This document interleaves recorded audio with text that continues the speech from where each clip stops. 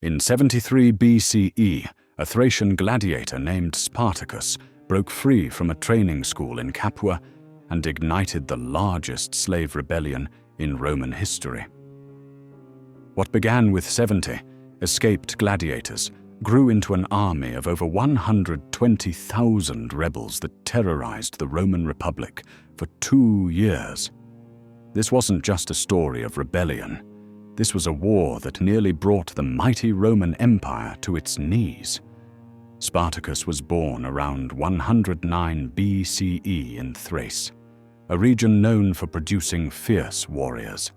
Historical sources suggest he served as a soldier before being captured and enslaved, though the exact circumstances remain unclear. What we do know is that he ended up in Capua's gladiatorial school, owned by Lentulus Batiatus, where slaves were trained to kill each other for Roman entertainment. Life in a gladiatorial school was brutal beyond imagination. Gladiators were property, branded like cattle, chained at night, and forced to fight in deadly spectacles. They faced a life expectancy of perhaps 2 years if they were lucky. Most died young, forgotten, their blood soaking into arena sand for the amusement of Roman crowds. But Spartacus was different. He possessed natural leadership abilities and an understanding of military tactics that would soon shake Rome to its core. The spark that ignited the rebellion came in 73 BCE, when Spartacus and his fellow gladiators learned they were to be sold off or forced into increasingly deadly matches. Rather than accept their fate, approximately 70 gladiators, led by Spartacus and 2 Gallic warriors named Crixus and Oenomas, staged a daring escape. They overpowered their guards, seized kitchen knives and makeshift weapons, and fought their way to freedom.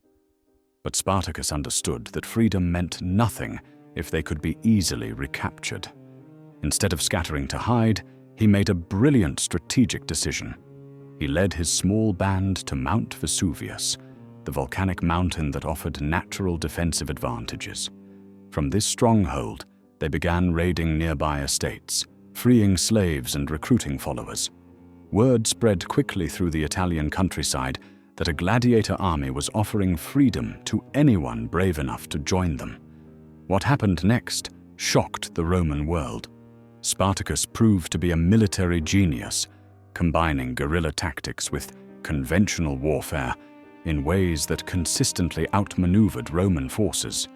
When Praetor Claudius Glaber arrived with 3,000 soldiers to crush what Rome assumed was a minor slave uprising, Spartacus taught them their first lesson in underestimating former gladiators. Glaber's forces surrounded Mount Vesuvius, confident they could starve out the rebels. But Spartacus had his men weave ropes from wild vines, allowing them to descend the sheer cliffs on the mountain's unguarded side. In a surprise night attack, they routed Glaber's army, capturing weapons, armor, and supplies. More importantly, this victory sent a message across Italy. The slave rebellion wasn't just surviving, it was winning. As news of these victories spread, Spartacus's army grew exponentially. Slaves fled plantations to join him, but so did free poor farmers crushed by Roman taxation, displaced veterans with military experience, and anyone with a grudge against Roman authority. By 72 BCE, his force numbered over 70,000 fighters, making it larger than most Roman legions. Spartacus understood that his diverse army needed more than just anger to succeed. They needed discipline, training, and clear objectives. He organized his forces along Roman military lines, appointing experienced officers and implementing strict discipline. Former slaves who had never held weapons were trained by gladiators and veteran soldiers. What emerged wasn't just a mob of angry rebels, but a professional army capable of facing Roman legions in open battle. The psychological impact on Rome was devastating. For centuries, Romans had built their identity around military supremacy and the natural order of slavery. The idea that slaves could not only rebel, but actually defeat Roman armies in pitched battles challenged the very foundations of Roman society.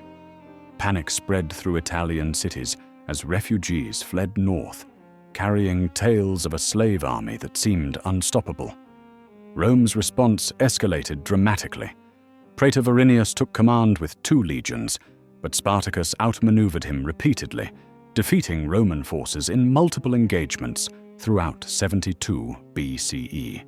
In one particularly humiliating defeat, Spartacus captured Verinius's own horse and ceremonial equipment, symbols of Roman authority that he may have used to mock his former masters. But success brought internal challenges. Spartacus favored escaping Italy entirely, crossing the Alps to freedom in Gaul or Thrace. However, many of his followers, drunk on victory and revenge, wanted to march on Rome itself. The rebel army split when Crixus led 30,000 followers south to raid and plunder, leaving Spartacus with the remainder heading north toward the Alps and freedom. This division proved catastrophic. Marcus Licinius Crassus, Rome's wealthiest man and an experienced general, had been granted extraordinary powers to end the rebellion.